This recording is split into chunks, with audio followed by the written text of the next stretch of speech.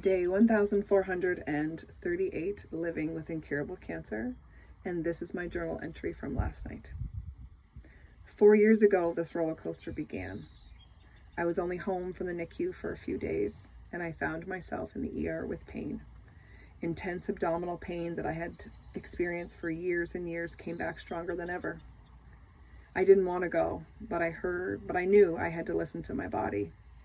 Ty, 2-week-old Hatton, and I were brought into the cast room once we arrived. It was the only room they had available, as they didn't want us sitting amongst the sick.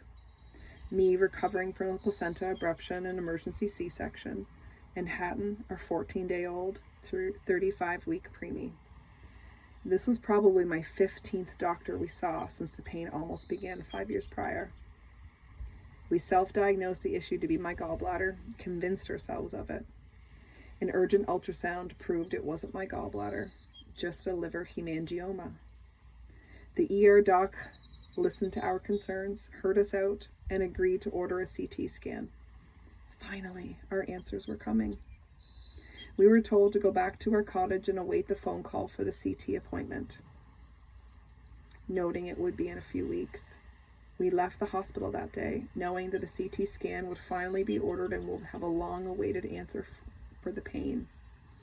That in 3 weeks we would fly back to Yellowknife, Northwest Territories, settling into life with 3. I never did make it to my CT appointment. I collapsed 2 weeks later at home on the floor in front of my family.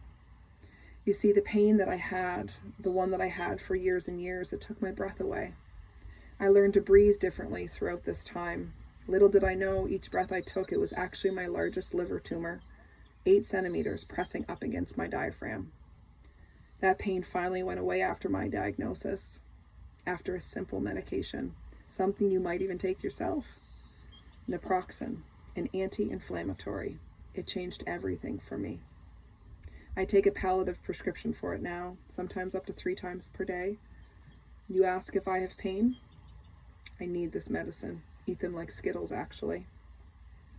Days after taking that medicine, I started to feel my life coming back.